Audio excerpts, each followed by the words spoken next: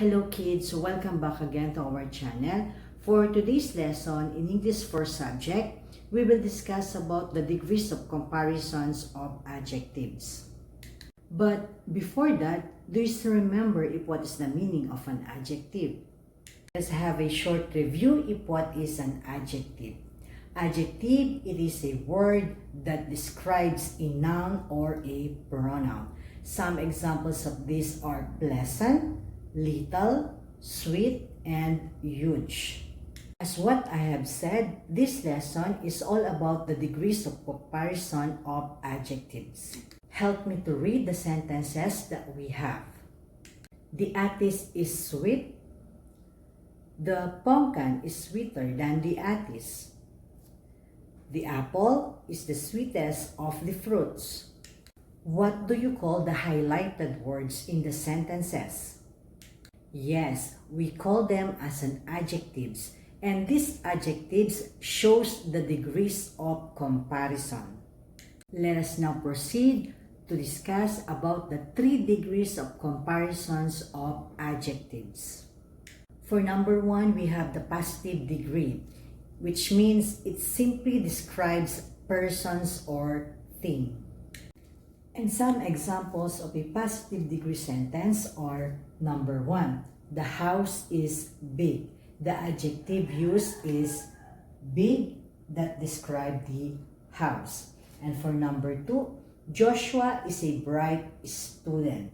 Bright student is the adjective that we use that describe Joshua. And for number 3, the rose flower is fragrant. The word fragrant is the adjective that describes the rose flower. So as you can see, positive degree shows no comparison. And for number 2, we have the comparison degree, used when comparing 2 persons or things. And for the comparative degree, there are some rules that we should consider.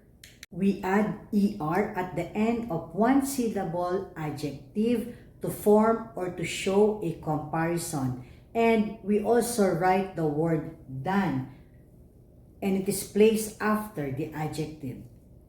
And for our example is we have Joshua is smarter than Aaron. And the adjective that we use is the word smarter. So as you can see, smart is only a 1 syllable. That's why we add ER. And we also write the word than to show comparison between Joshua and Aaron. And for our second example is we have the apple is bigger than the strawberry.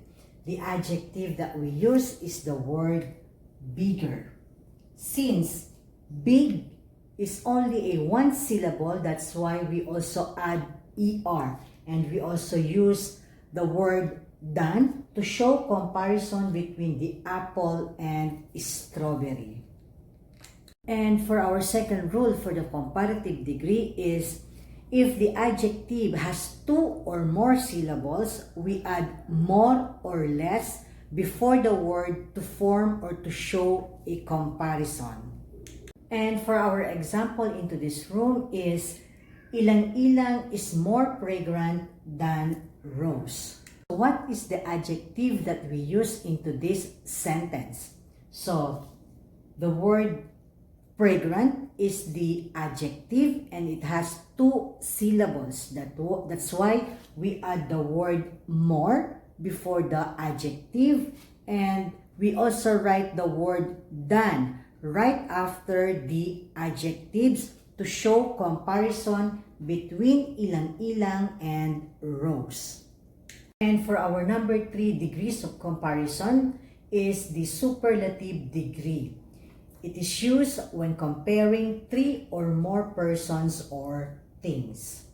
There are also some rules that we should consider into the number 3 degree of comparison, and this is we add EST at the end of a 1 syllable adjective to show a superlative comparison. And for our examples for this is we have, this is the biggest house in the street.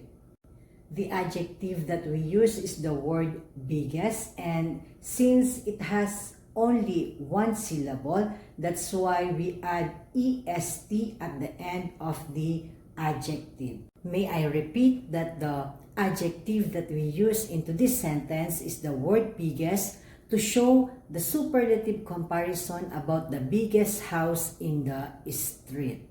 And for our second rules into the superlative degree is that if the adjective has two or more syllables, we use the words most or least before the adjectives. And for our example into this rule is, this sampaguita is the most fragrant of all the flowers in the garden. The adjective that we use into this sentence to show a superlative comparison is the word fragrant. Since fragrant has two syllables, that's why we add the word most the beginning of the adjective. Remember kids that we have 3 degrees of comparisons of adjectives, and these are the positive degrees, comparative degree, and the superlative degree. At the end of our lesson, I hope that you were able to identify adjectives in a sentence and use the positive, comparative, and superlative degrees of comparisons of adjectives in sentence. Thank you again for watching. Please don't forget to like, subscribe, and click the notification bell of our channel so that you can get updated to our new uploaded video. For those who keep believing and supporting my channel, thank you so much once again, and for helping me to become a monetized channel.